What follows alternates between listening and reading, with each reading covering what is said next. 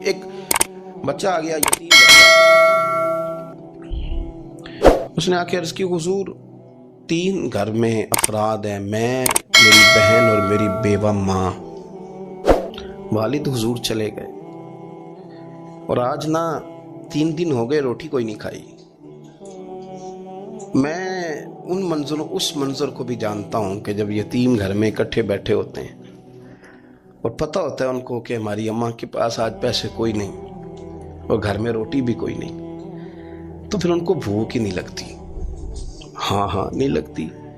اماں پوچھتی ہے پتر روٹی کھانی ہے؟ نہیں میں تو سویرے جو کھایا تھا وہ ہضم ہی نہیں ہوا، اماں جی شاہی کوئی نہیں۔ یہ پردے اس طرح کر کے بچائے جاتے ہیں، ایک دوسرے کو تسلیاں دینا، ایک دوسرے سے پیار کا بڑھ جانا، ایک دوسرے کے لیے جذبات اور طرح کے بن جانا، حکمت الہی کے تقاضے ہوتے ہیں۔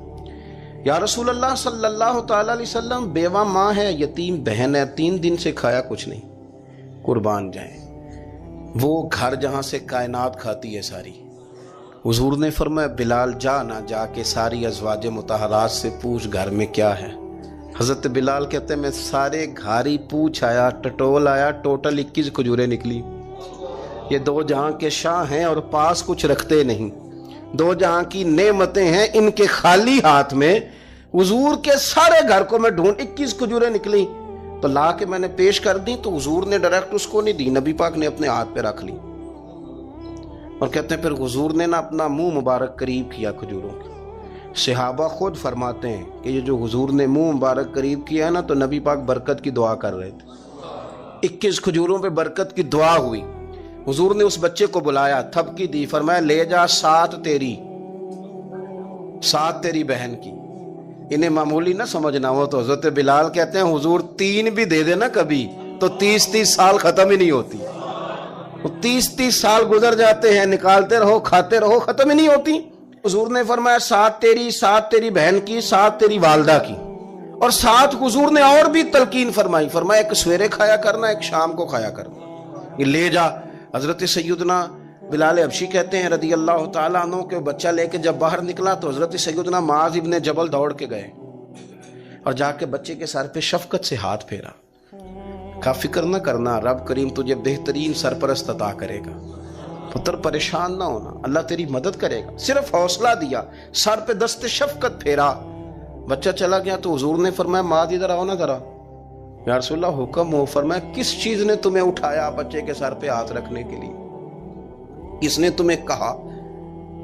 کس چیز نے تمہیں اٹھایا جو تم بچے تک پہنچ گئے؟ عرض کی یا رسول اللہ وہ جو میرے دل میں اللہ نے یتیم کے لیے رحمت رکھی ہے نا، اس نے مجھے اٹھایا تھا، اور میں نے جا کے اس کے سر پہ دست شفقت پھیرا تو حضور فرمانے لگے سن پھر، جو کسی یتیم کے سر پہ خالی ہاتھ بھی پھیر دے، جتنے بال اس کے ہاتھ کے نیچے آئیں گے نا، رب اتنی خطائیں معاف کرے گا، اتنی نیکیاں دے گا، اتنے درجے اس کے بلند کر دے گا۔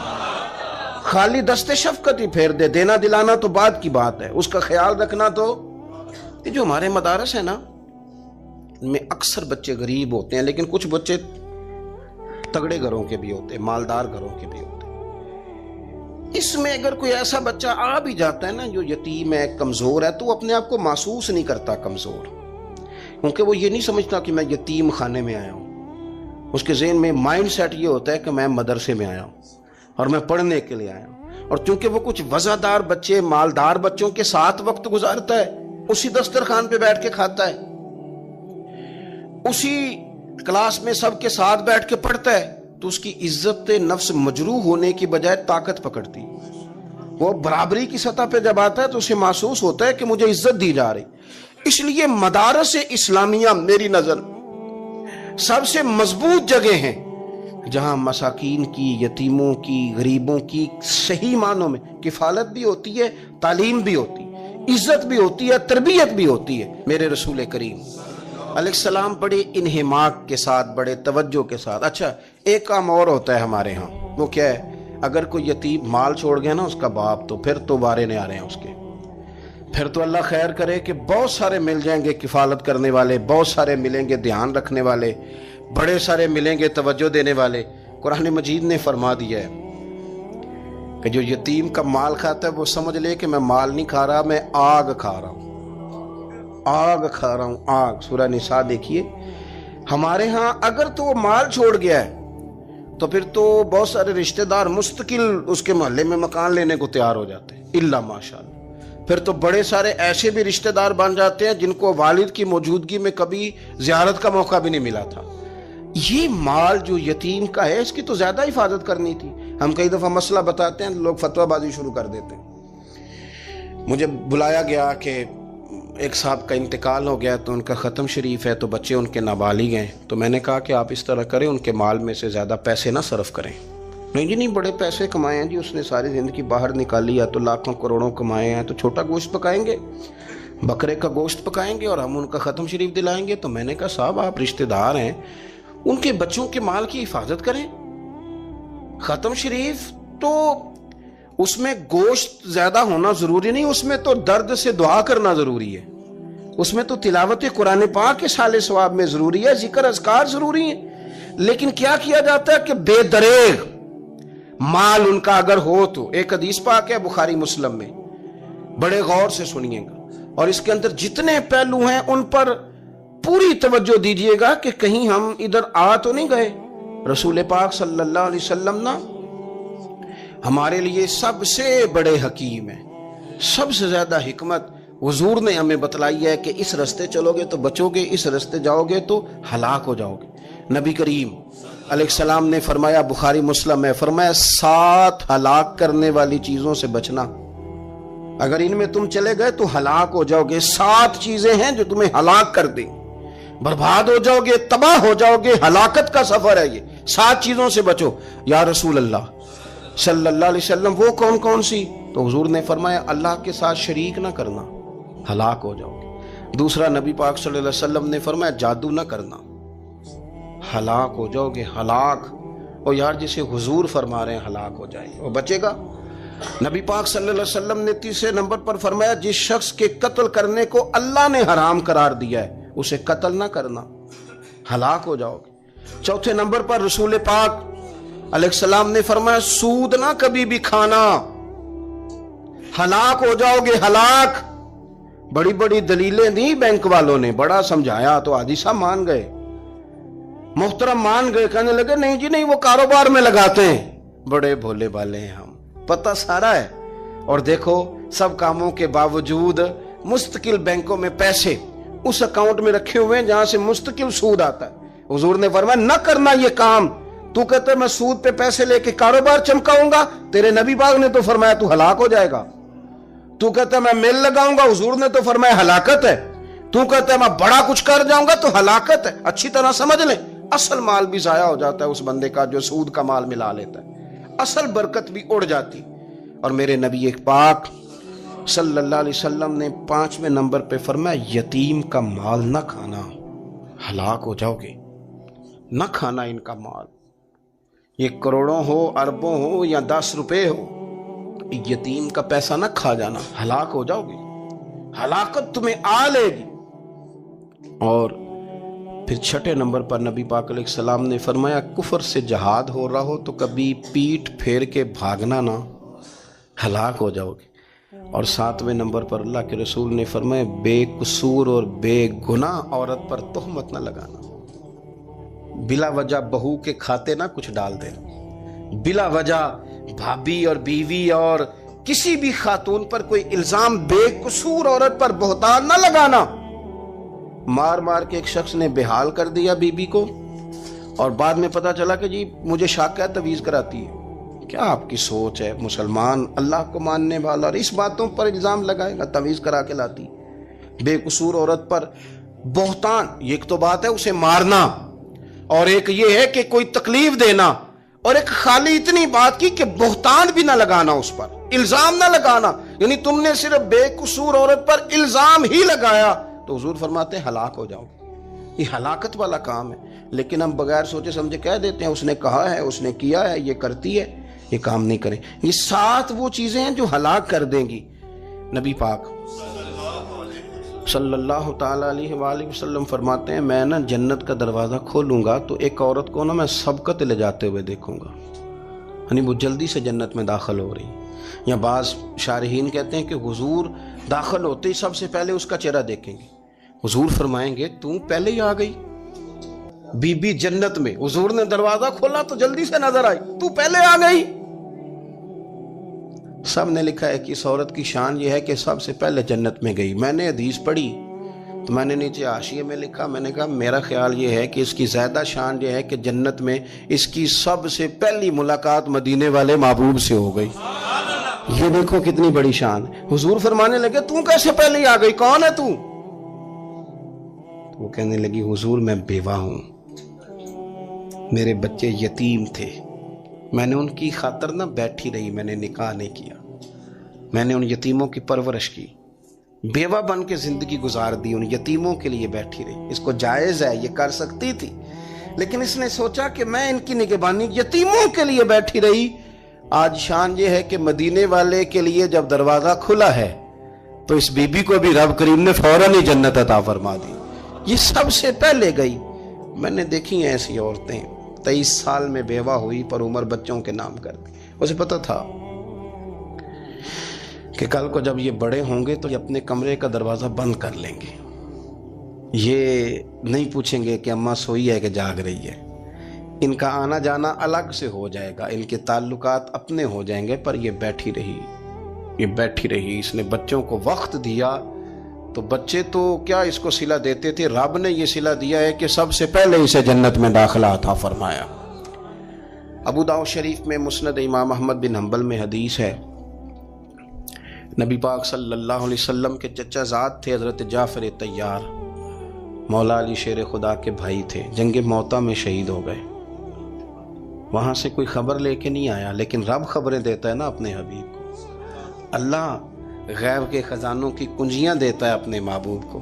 نبی کریم صلی اللہ تعالی علیہ وسلم نا ان کے گھر گئے، ان کی زوجہ کا نام اسماء بنت امیس تھا۔ حضور نے فرمایا اسماء میرے بھتیجوں کو میرے پاس لاؤ، محمد بن جعفر اور عبداللہ بن جعفر رضی اللہ تعالیٰ عنہ۔ بچے قریب آئے، حضور کو پتہ ان کے والد شہید ہو گئے۔ نبی پاک نے اپنی ناک مبارک ان کے رخساروں پہ رکھے، پھر حضور نے ان کا ماتھا چوما، پھر نبی پاک صلی اللہ علیہ وسلم نے سینے سے لگایا، فرمایا حجام کو بلاؤ نا ذرا، ان کے بال تراشے کتنی بڑے ہو گئے، حجامت ہونے والی۔ حضور پیار کر رہے تھے، آنکھوں میں آنسو تھے، تو جناب اسماء قریب آئیں، کہنے لگے حضور میرے شوہر کی کوئی خبر آ گئی ہے؟ تو نبی پاک صلی اللہ تعالیٰ علیہ وسلم نے گردن مبارک اٹھائی تو آنکھوں میں آنسو تھے، فرمایا رب نے میرے بھائی کو شہادت کا درجہ عطا کیا ہے، فرمایا کوئی آہ و بقا نہ کرنا میرے بھائی پر، اللہ نے اسے شہادت کا درجہ دیا ہے۔ حضرت جعفر طیار کے گھر والوں کے لیے حضور نے صحابہ کو حکم دیا کہ یہ غم میں ہیں، ان کے لیے کھانے پکا کے لاؤ۔ پھر نبی پاک ان بچوں سے پیار کرنے لگے، فرمانے لگے یہ جو ہے نا محمد بن جعفر یہ اپنے دادا جناب ابو طالب سے ملتا جلتا ہے، اور یہ جو عبداللہ بن جعفر ہے یہ تو سارا میرے ساتھ ملتا جلتا ہے۔ نبی پاک صلی اللہ علیہ وسلم پیار کرتے، باتیں کرتے، حضرت اسماء رونے لگیں۔ یہ ابو داؤد شریف میں مسند امام احمد بن حنبل میں چمکتے جملے۔ عرض کرنے لگی حضور میرے بچوں کا کیا بنے گا، کون کفالت کرے گا؟ قربان جائیں رسول پاک صلی اللہ علیہ وسلم کے کیا جملے، یتیموں کے لیے حضور کا نوازنے کا کیا انداز ہے۔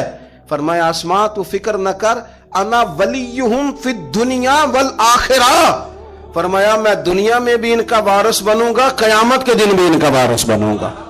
تو صرف دنیا کی بات کرتی ہے کہ نظام معیشت کا کیسے چلے گا، اور میرا وعدہ یہ ہے کہ دنیا میں بھی ان کی سرپرستی کروں گا، آخرت میں بھی سرپرستی کروں، آخرت میں بھی میں ان کا خیال رکھوں گا۔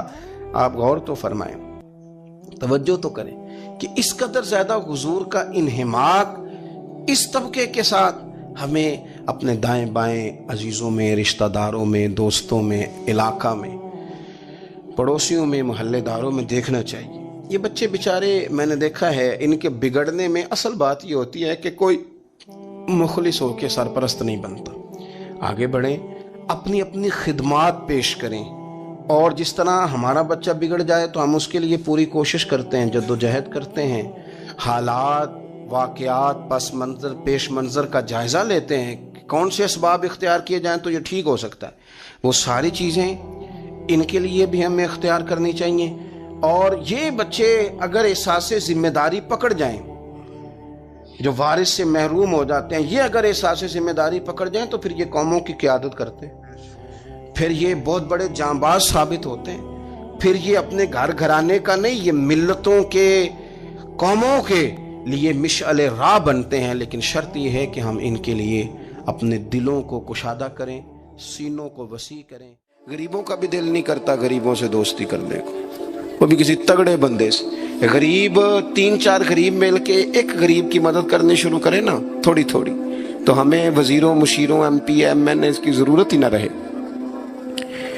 امام حسین گزر رہے تھے، امام زین العابدین فرماتے ہیں کچھ لوگ زمین پہ بیٹھ کے روٹی کھا رہے تھے، تو انہوں نے امام صاحب سے کہا حضور آ جائیں،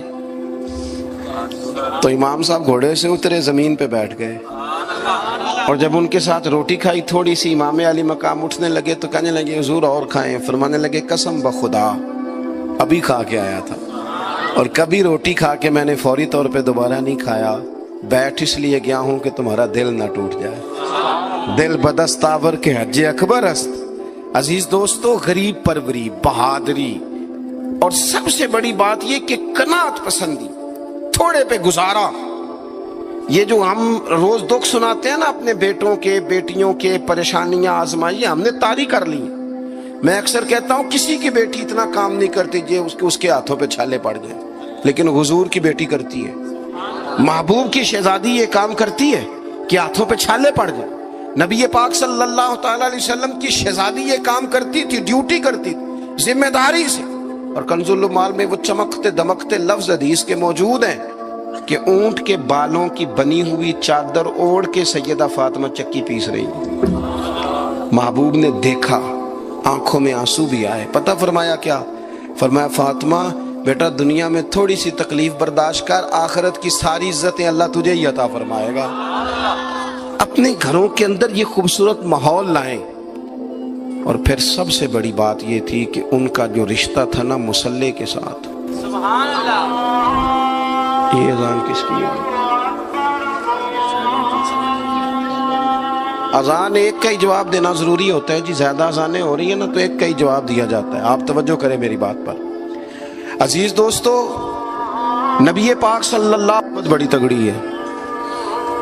او جناب، وہ آج کل جو ہمارے نقیب محفل ہوتے ہیں نا، وہ تو کوئی صلی اللہ علیہ وسلم، ہمارے جو محفل کے اسٹیج سیکٹری ہوتے ہیں وہ تو کوئی 3-4 منٹ لگاتے ہیں جنت میں بھیجنے میں، پر نعت خواں تو 1.5 منٹ ہی لگاتا ہے، اندے تسی جلسہ کراؤ تو جنت تہاڈی۔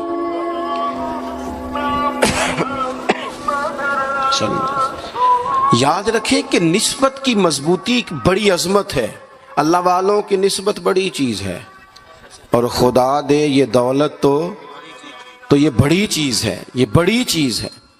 یاد رکھ لے میرے عزیز کہ جب آپ کا رشتہ اگر نسبت تگڑی ہے تو عبادت کرنے سے تو اور تگڑی ہو جائے گی، مصلی پہ بیٹھنے سے تو اور مضبوط ہو جائے گی۔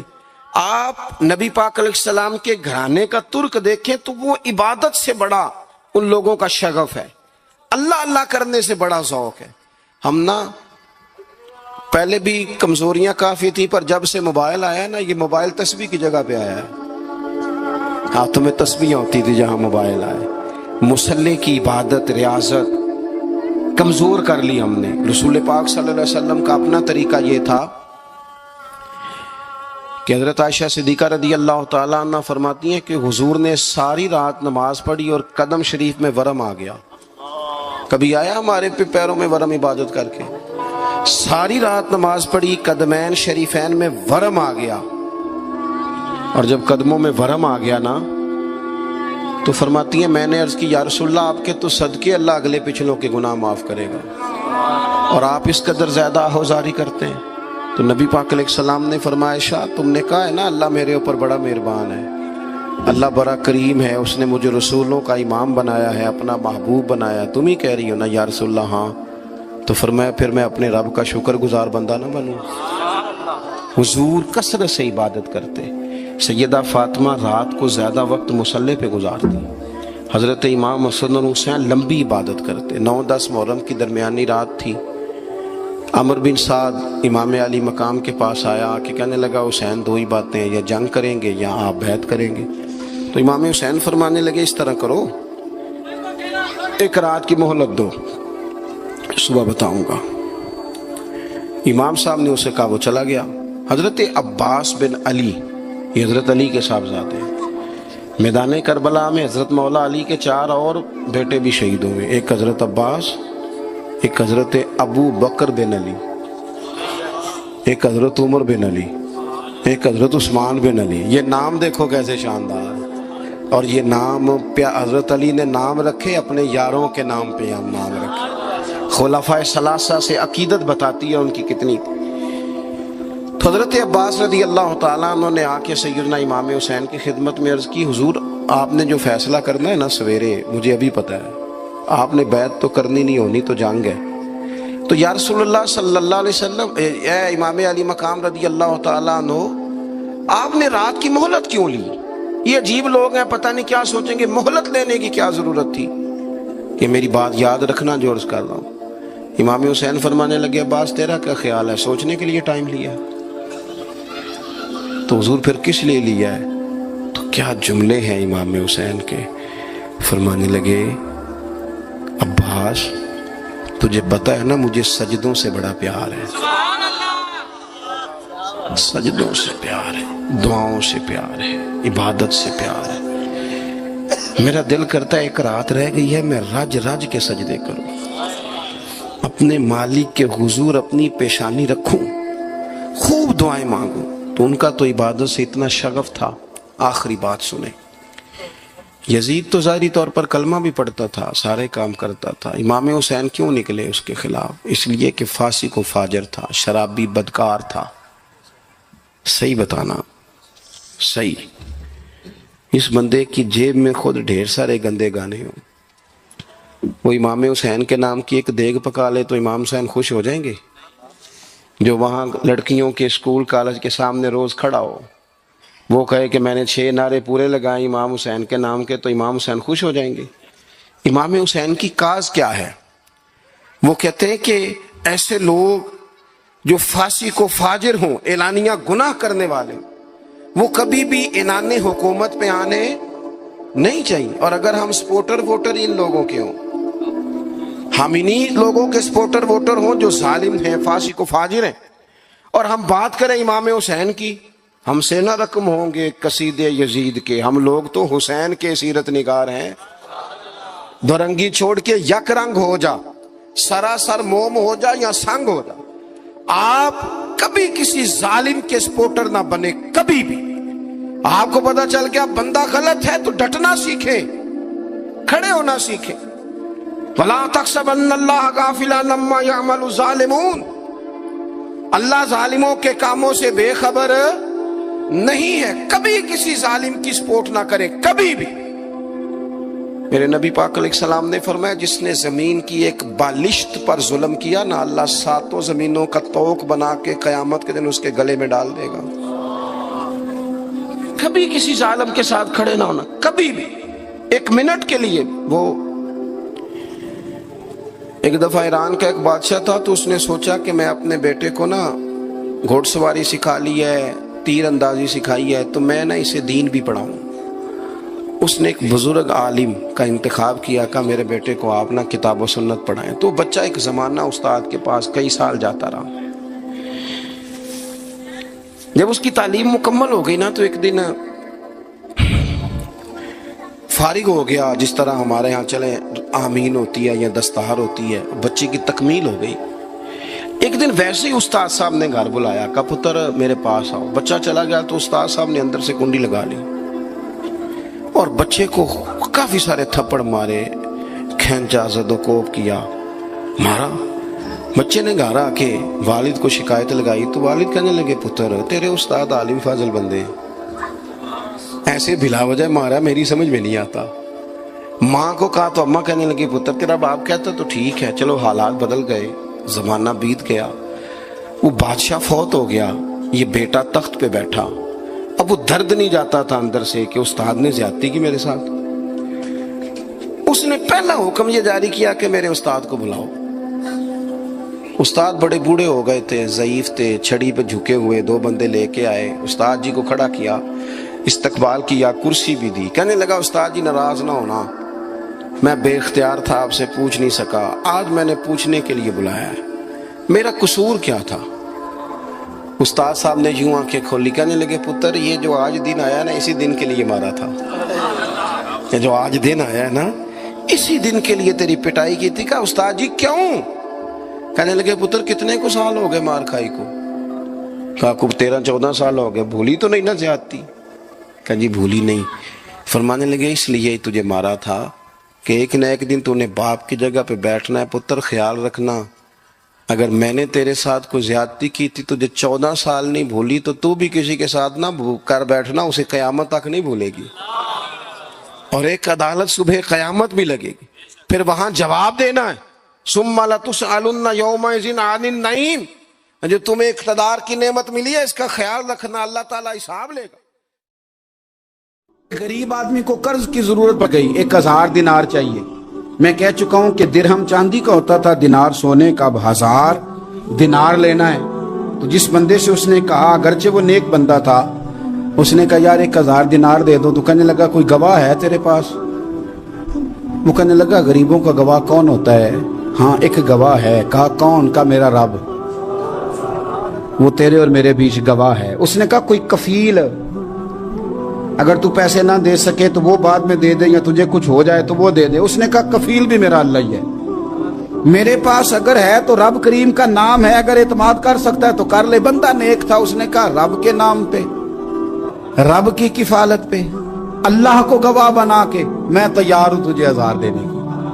اس نے 1000 دینار دے دیا، وقت واپسی کا طے ہو گیا، وہ چلا گیا پیسے لے کے۔ اس نے پوری محنت کی کہ میں نے وقت پہ پیسے لوٹانے، پوری محنت بھی کر لی، اللہ نے مدد بھی کر دی، پیسے بھی اس تاریخ کو اسے مل گئے۔ بعض لوگوں کا تو لوٹانے کا دل ہی نہیں نہ ہوتا۔ فرمایا حدیث پاک میں کہ تو لوٹانے کا ارادہ کر، رب تیری مدد بھی فرمائے گا۔ لیکن یہاں بہت سارے لوگ کہتے ہیں خیر ہے، ارادہ ہی نہیں، تو پھر جس طرح کا بندے کا گمان ہو رب بھی اسی طرح کا معاملہ فرماتا ہے۔ اس نے پیسے جمع بھی کر لیے اور واپس دینے کو تیار بھی ہو گیا، لیکن رستہ بحری جہاز کا تھا، کشتی کا تھا، دریا کے رستے واپس آنا تھا۔ اب وہ جب آ گیا دریا کے کنارے تو بڑی کوشش کی، پر وہاں اسے کوئی کشتی نہیں ملی۔ وقت پہ پیسے لوٹانے ہیں، سفر کرنا ہے، اب سواری میسر نہیں ہے۔ سوچ سوچ کے پریشان تھا کہ میں نے تو اللہ کے نام پہ لیے۔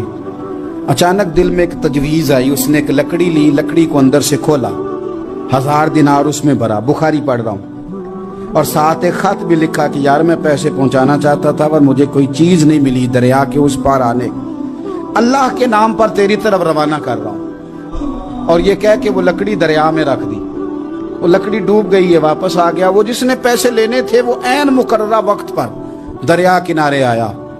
صبح سے سر شام تک اس نے انتظار کیا، دل ڈھلنے لگا تو دل میں خیال آ گیا کہ یار نہیں، اس نے دینے ہی نہیں، جھوٹا وعدہ کر گیا، پہنچا ہی نہیں وقت پہ۔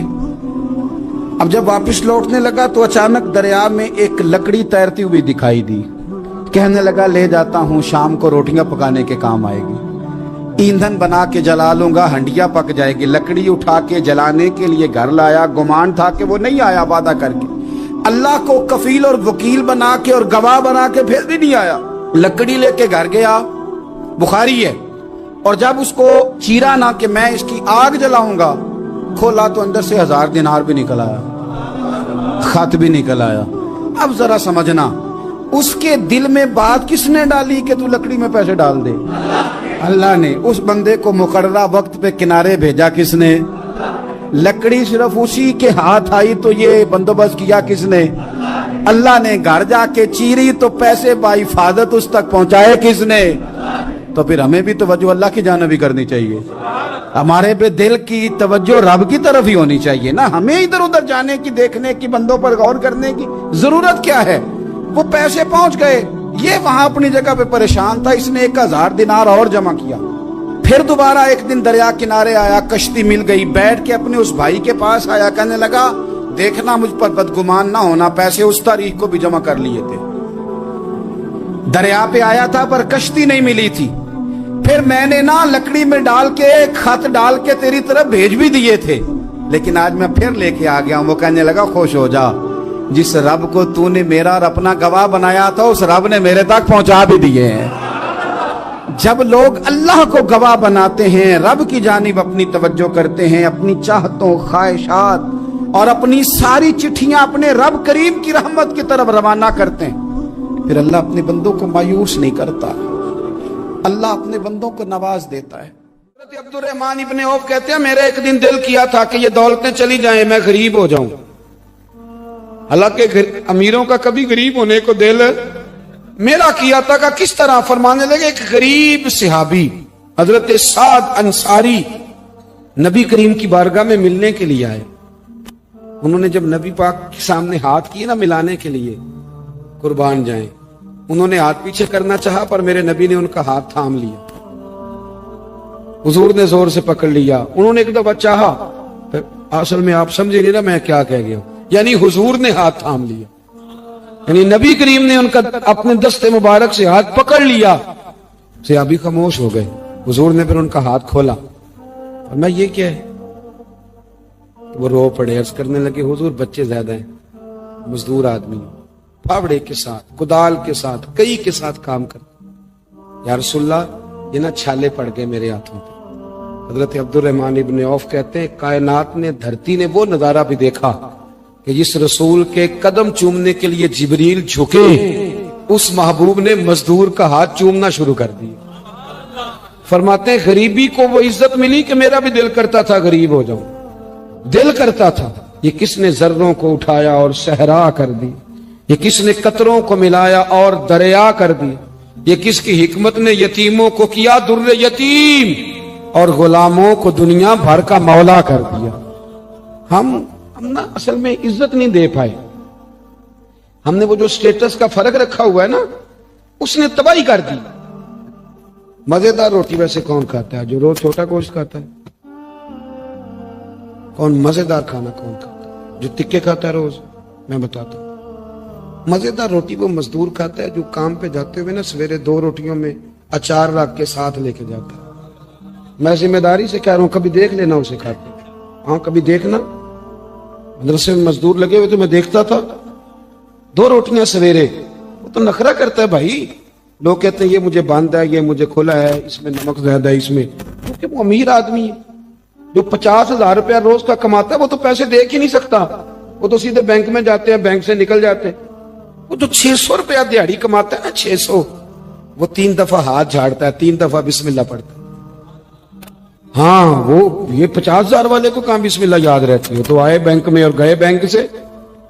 مزدور سویرے 2 روٹیاں باندھ کے لاتا ہے، دوپہر تک وہ اچار جو رکھا ہوتا ہے وہ بھی آدھا پونے کو لگ جاتا ہے، لیکن وہ تھوڑی سی چھاؤں دیکھتا ہے۔ اے سی والے کمرے میں اتنا چسکا نہیں روٹی کھانے کا، لیکن وہ تھوڑی سی چھاؤں دیکھتا ہے، اس کے نیچے جاتا ہے، پھر اپنے ہاتھ دھوتا ہے، پھر پانی بھرتا ہے پیالے میں، اور پھر جب وہ بسم اللہ شریف پڑھ کے کھاتا ہے، کبھی اس کی آنکھیں دیکھو، کبھی اس کا کبھی نظام دیکھو، اور پھر جب وہ روٹیاں کھا کے آسمان کی طرف دیکھتا ہے تو لگتا ہے کائنات کا سب سے بہترین کھانا کھایا ہے اور بہترین شکریہ بھی ادا کر رہا ہے۔ میں آپ کو صحیح کہہ رہا ہوں، نبی پاک صلی اللہ علیہ وسلم کی حدیث ہے، حضور نے فرمایا دنیا کا بہترین کھانا وہ ہے جو انسان محنت کی مزدوری سے کھاتا ہے، بہترین روٹی ہے وہ، بہترین۔ نبی پاک نے غریبی کو عزت دی۔ نبی کریم کا انقلاب یہ ہے کہ، اور حضور نے نا ایک اور بات بھی ذہن میں رکھی، نبی پاک صلی اللہ علیہ وسلم نے لوگوں کو بتایا ہے کہ گناہ ہوتا ہے، کیمرے لگانے سے گناہ نہیں ختم ہوتے، کیمرے لگانے سے گناہ نہیں ختم ہوتے، چوکیاں بنانے سے نہیں ختم ہوتے، گناہ تب ختم ہوتے ہیں جب احساس پیدا ہو جائے کہ یہ چیز غلط۔ میرے معاشرے میں گالی کو لوگ گناہ ہی نہیں سمجھتے، بالکل یہ تو کوئی جرم ہی نہیں، حالانکہ حضور صلی اللہ علیہ وسلم نے فرمایا مومن کو گالی دینا اعلانیہ فسق ہے، جو کسی مومن کو گالی دیتا ہے وہ اعلانیہ اللہ کی نافرمانی کرتا ہے، یہ کوئی گناہ ہی نہیں۔ اب 2 3 5 لطیفے جھوٹے سنا جانا یہ گناہ ہی کوئی نہیں۔ اور نبی پاک نے فرمایا مومن بزدل ہو سکتا ہے، کنجوس ہو سکتا ہے، پر میرا مومن جھوٹ نہیں بولتا۔ آپ سمجھے بات، ہمارے ہاں یہ معیار بن گیا کہ ہم نے گناہ کو گناہ نہیں سمجھا۔ نبی کریم نے نا انقلاب یہ برپا کیا کہ دلوں کے اندر سے نا میل کچیل نکال کے احساس پیدا کر دیا کہ گناہ ہوتا ہے۔ احساس، جب آپ کو احساس پیدا ہو جائے نا کہ مجھ سے، آپ یقین کریں मतलब मोटरसाइकिल वाले को पजारो वाला जब टक्कर मार देता है ना तो वो गिर जाता है, तो वो चूंकि पजारो में बैठे होता है तो वो अलमारी खोल के या शीशा नीचे करके तो वो उसको कहता है कि उठ जा, क्या हो गया, मतलब तू ध्यान से नहीं चल रहा, मोटरसाइकिल वालों ने तो खरीद लिया है ये रोड, क्योंकि वो पजारों पे है। लिहाजा वो गलती भी करे तो फिर भी वो तस्लीम करने को तैयार है। ऐसे ना हो तो अकल भी तो नहीं ना होती। जिदे घर दाने ओदे कमले भी सियाने। नबी करीम सल्लल्लाहु तआला अलैहि वसल्लम ने इनकलाब बर्पा किया कि एहसास पैदा किया, गलती का एहसास। मेरे दोस्तों, इंसान को अल्लाह तबारक व तआला ने कुछ चीज़ों की फितरत अता की है। कहीं अपने आप को तकलीफ में महसूस करता है तो कहीं अपने आप को आसानी में महसूस करता है। बड़ा पढ़ा लिखा, समझदार, मालदार, वज़ादार आदमी होना, लेकिन उसके कपड़े मैले कुचैले हों तो ना वो कहीं जाने में आसानी महसूस करता है और ना किसी को घर बुलाने में आसानी महसूस करता है। एक मुफ्त का बोझ उसकी तबीयत पे होता है कि मेरे कपड़े ठीक नहीं, मुफ्त का बोझ। लेकिन बंदा बिल्कुल अनपढ़ हो, सादा हो, घर टूटा हुआ हो, लेकिन उसके कपड़े ठीक हों, उठना बैठना, अभी नहा के आया हो, इस्त्री वाले कपड़े पहने हो, तो कहीं बैठते हुए जरा हिचकिचाहट नहीं महसूस करता। आप खुद जब अपने वो कपड़े उतार लेते हैं ना, इनको मिट्टी लगी हुई थी, कहीं गर्द लग गई थी, तो खुद भी अपने आप को आसानी में महसूस करते हैं। वरना ना वो सारी महफिल में सबसे ज़्यादा तवज्जो इसी बात पे रहती है कि मेरा बटन टूटा हुआ है, और वो जीने ही नहीं देता कि बटन जी टूट गया है। तो बार बार बंदे का ख्याल होता है कि किधर तक न लाया कोई। ये नफसियाती मसला है, इसको समझें। इंसान फितरत के हाथों बाज़-औक़ात मजबूर होता है। जिस तरह इंसान का ज़ाहिरी हुलिया ठीक ना हो तो पूरे सुकून में नहीं होता, इसी तरह अगर बातिन पे कोई बोझ हो ना, ये तकब्बुर वाला बंदा कभी सुकून में नहीं रहता, ये उजब वाला, खुद पसंदी वाला बंदा कभी सुकून में नहीं रहता।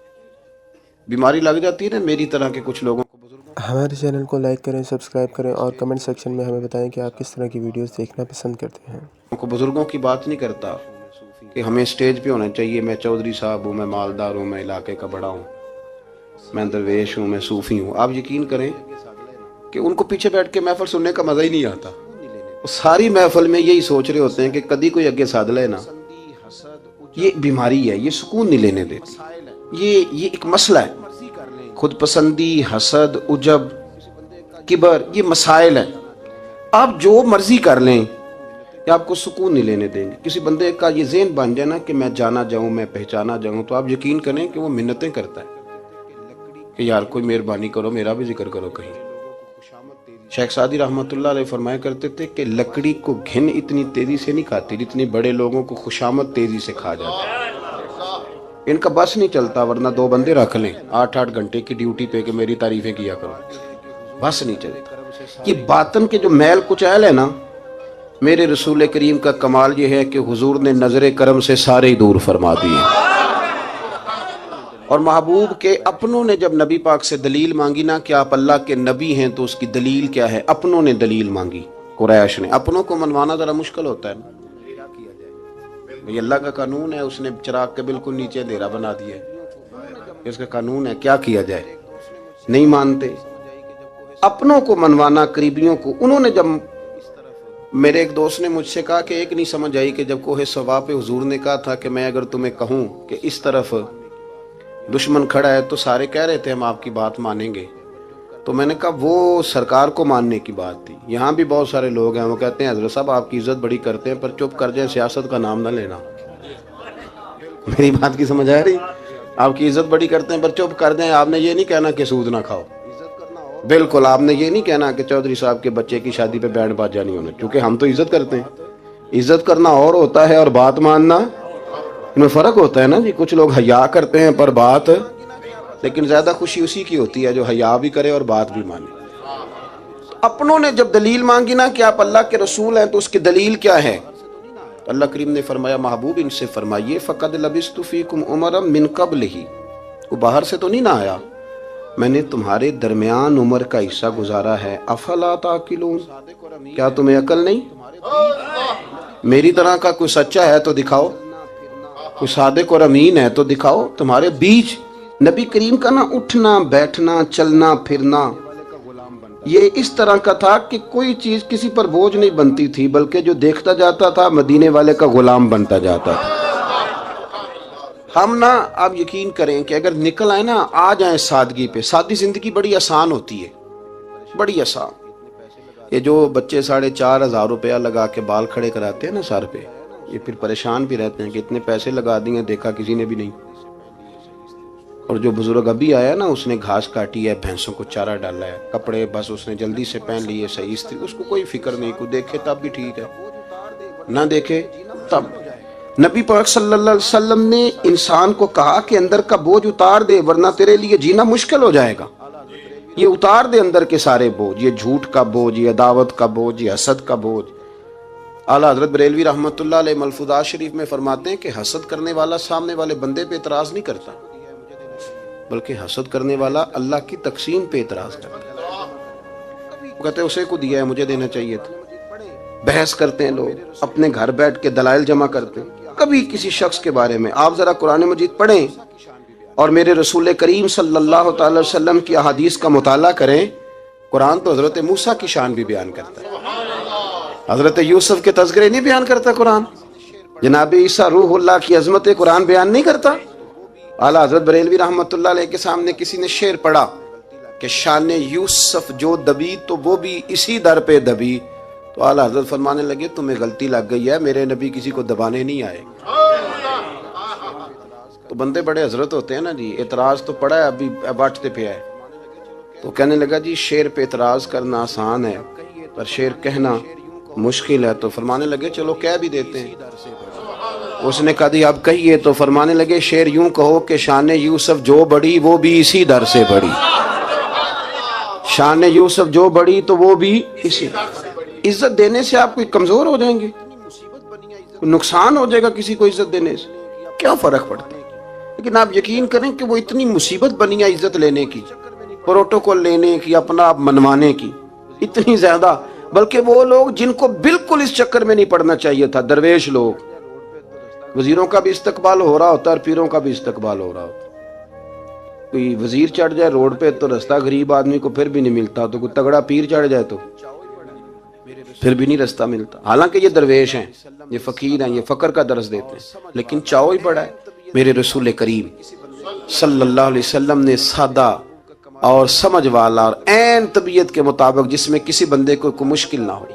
پتہ ہے میرے محبوب کا کمال یہ تھا کہ نبی کریم تک رسائی بڑی آسان تھی، ہر بندہ بڑی آسانی سے پہنچ جاتا، بڑی آسانی سے۔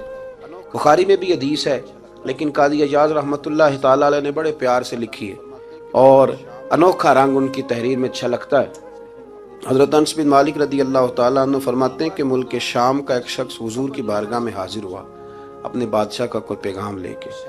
غریب آدمی نا ویسے ہی طبعاً ہی تھوڑا سا مایوس ہوتا ہے، ڈر رہا ہوتا ہے، وہ سہما ہوا ہوتا ہے، لیکن حالات کے سہمے ہوئے لوگوں کو بتا دو حالات بدل جاتے ہیں، ایک جیسے نہیں رہتے۔ لیکن یہ بیچارے سہمے، یہ ہر جگہ ڈر رہے ہوتے ہیں، یہ آستانوں پہ بھی ڈر کے پیچھے بیٹھے ہوئے ہوتے ہیں، آستانوں پہ بھی پروٹوکول مل رہا ہوتا ہے جس کی جیب تگڑی ہوتی ہے، تو ڈرتے ہیں یہ لوگ اور ان پہ پریشر بڑھا دیا جاتا ہے، کچھ ایسے کام کیے جاتے ہیں جن سے ان کی دلوں پر بوجھ بھی رہتا ہے کہ نہیں یہاں بات کوئی نہیں کرنی۔ حضرت انس بن مالک رضی اللہ تعالیٰ عنہ فرماتے ہیں جب وہ آیا نا نبی کریم کی بارگاہ میں تو وہ کانپنے لگا، کوئی بات بھی نہیں ہوئی، کوئی ایسا مسئلہ بھی نہیں ہوا، لیکن وہ کانپنے لگا اور تھر تھر کانپنے لگا۔ تو اللہ کے رسول صلی اللہ علیہ وسلم نے اسے فرمایا کہ کیوں ڈرتے ہو، کیا بات؟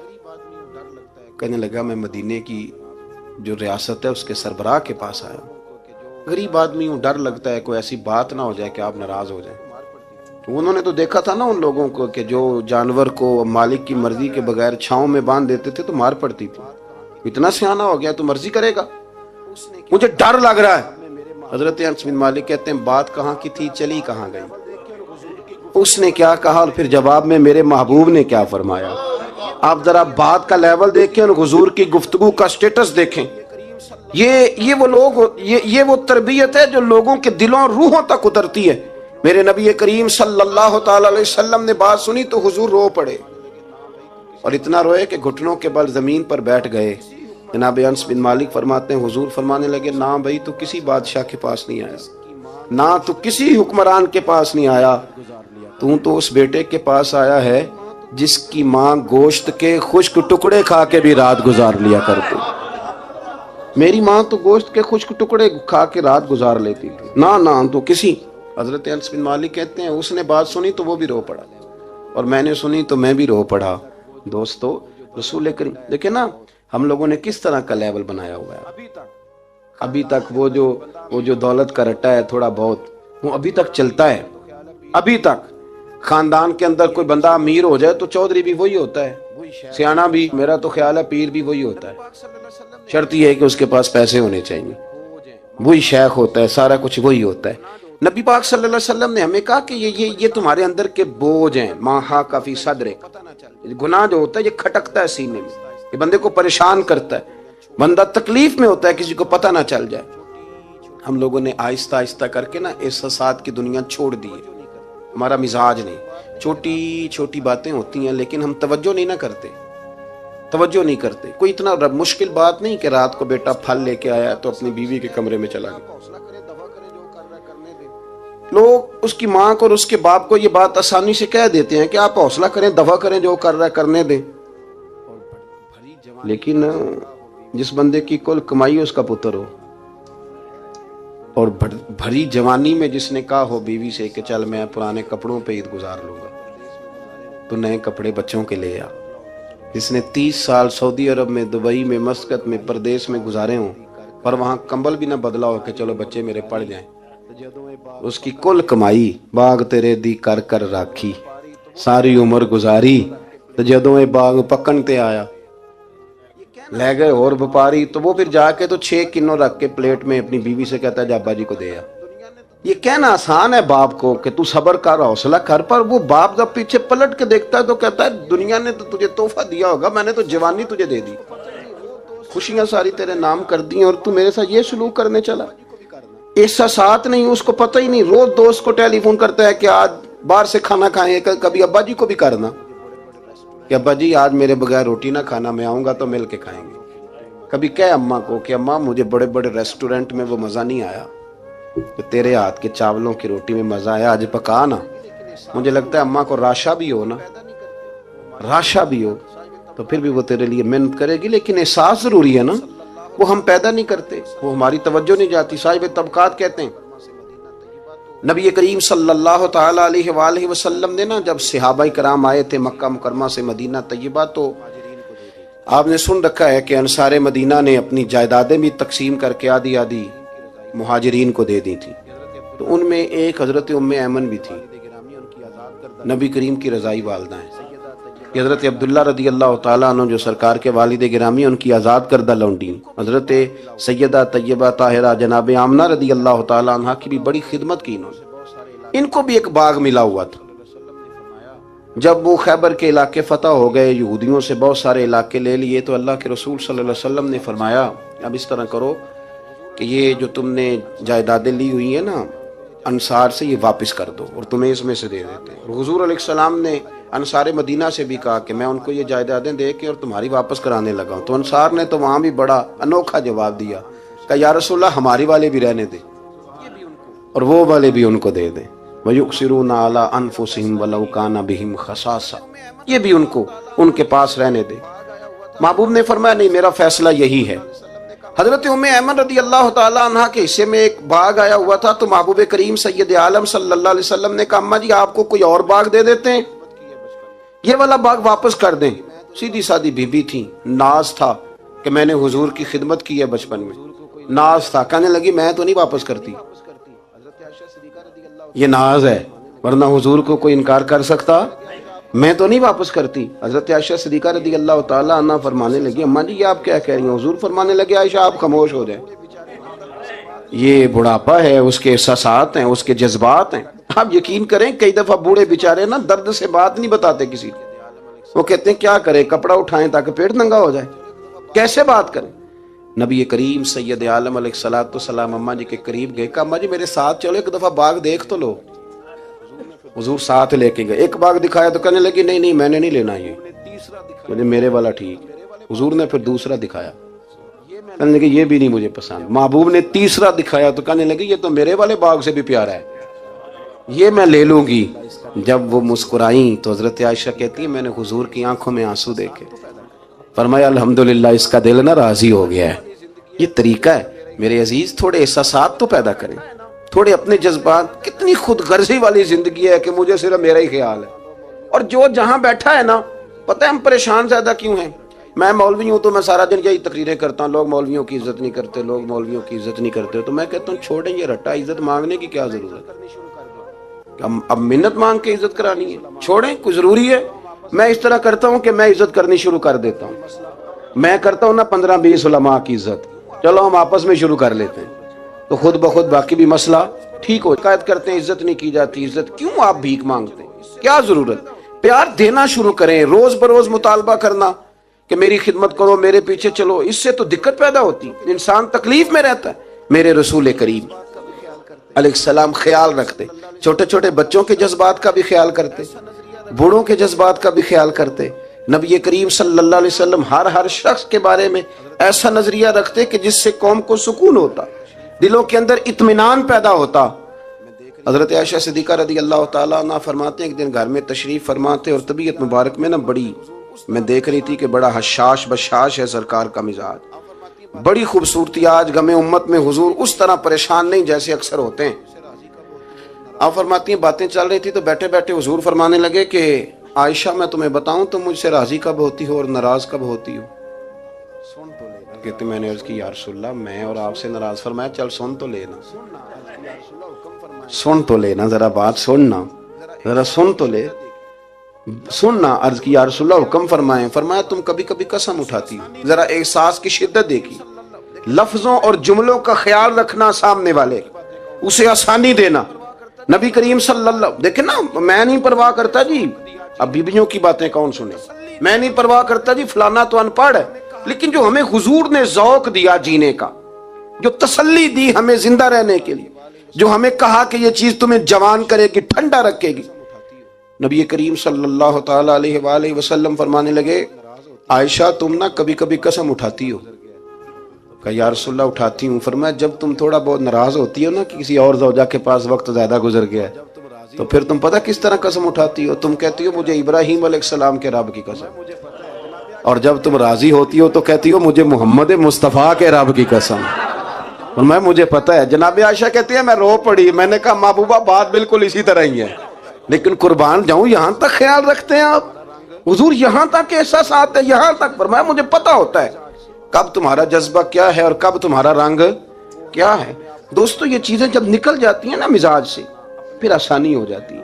لیکن وہ ہمارا اپنے آپ کو پسند کرنا, اپنی طبیعت پہ ناز کرنا, اپنے آپ کو دیکھتے رہنا, اور اپنی تعمیر میں اتنا غرق ہونا کہ باقی ساری خوبصورتیوں سے بھول ہی جانا, صرف نظر ہی کر لینا. تھوڑا تھوڑا پیار بانٹیں. اتنا اوپر کھڑے ہو کے نیچے دیکھو گے تو ہر چیز چھوٹی نظر آئے گی. کبھی کبھی نیچے کھڑے ہو کے بھی اوپر دیکھیں, انشاءاللہ بڑے بڑے قد والے لوگ دنیا میں ملیں گے, بڑے بڑے قد والے. بہت سارے لوگ مجھے کہتے ہیں نہیں کامل پیر نہیں ملتا. میں کہ نہیں ملتا, پیسے بندے دی جیب ٹھیر سارے ہوں تو پھر کامل پیر کیویں ملے, اور 2 MA وہ کر جائے چاہے سیپلیوں میں ہی پاس کر جائے, پھر کامل پیر کیسے ملے. وہ ہو چودھری صاحب اور اس کو پیر مل جائے. ان 3 بندوں کو پیر ملتا, اس کے لیے تو تھوڑا نیچے اترنا پڑتا ہے نا جی. پہلے جو برتن بھرا ہوا ہو تو اس میں پیر صاحب کیا ڈالیں گے, کوئی خالی ہوگی تو شے اندر آئے گی نا. اپنی زندگی میں تھوڑا سا لیول. حضرت خواجہ شمس العارفین سیالوی رحمۃ اللہ علیہ, خواجہ صاحب گزر رہے تھے تو ایک بچہ نا, ہمارے دیہاتوں کے بچے جو ہوتے ہیں نا وہ ان کا اپنا سٹائل ہوتا ہے اور وہ بڑے مست لوگ ہوتے ہیں. اصل مزہ وہی بچے اٹھاتے ہیں جو دیہاتوں کے, وہ جو زندگی گزارتے ہیں بڑی شاندار ہوتی. میں آپ کو تجربے کی روشنی میں کہہ رہا ہوں, میں نے دیہات بھی کھول کے دیکھے اور شہر بھی سارے دیکھے, اللہ ماشاءاللہ ڈھیر سارے شہر میں نے دیکھے, اور میں نے اس میں دیکھا ہے کہ زیادہ سکھی یہی بچے رہتے ہیں جو مٹی میں بھی کبھی کبھی دوڑتے ہیں, ہاں جو سن لیتے ہیں تھوڑی بہت. آپ یقین کریں کہ سارے گاؤں کے بوڑھے ہی دادا ہوتے تھے اور سارے ہی چاچے ہوتے تھے, اور سارے ہی. اب تو رٹا بن گیا, اب تو مسئلہ خراب ہو گیا, عجیب سی الجھن لوگوں نے پیدا کر دی. خواجہ صاحب رحمۃ اللہ علیہ گزر رہے تھے تو ایک بچہ بیری کو روڑے مار رہا تھا, روڑے سارے جمع کر دیے اور مارتا جا رہا ہے, اور یہ بچے गांव के जब ये फायरिंग करते हैं ना बेरी पे, तो ये रोड़े पहले जमा कर लेते हैं ताकि फिर बेदरेग बगैर रुकने के अपना काम करते रहे। तो मार रहा था तो हजरत शमसुल आरिफीन रहमतुल्लाह ताला अलैह आप भी गुजरे, मुरीदीन साथ थे, तो एक दो रोड़ा ना हजरत को भी लग गया। तो फरमाने लगा पुत्र जरा ख्याल करना, मैं बूढ़ा आदमी हूँ, इस उम्र में तो जख्म भी ठीक नहीं होते। उसने बच्चे ने पलट के देखा तो वो तो जानता था ना कि चाय से केतली ज्यादा गर्म होती है, मुरीद मारेंगे। उसने दौड़ लगा दी, भागा और सरपट दौड़ा, और जब वो तेजी के साथ दौड़ा ना, तेजी के साथ, अल्लाह अकबर, तो ख्वाजा साहब ने भी मुरीदों से कहा इसको पकड़ के लाओ। पकड़ के लाए तो ख्वाजा साहब फरमाने लगे दौड़ते क्यों? कहने लगा जी दो हरफी बात है, आप मारेंगे, आपके मुरीद मारेंगे, रोड़ा जो लग गया।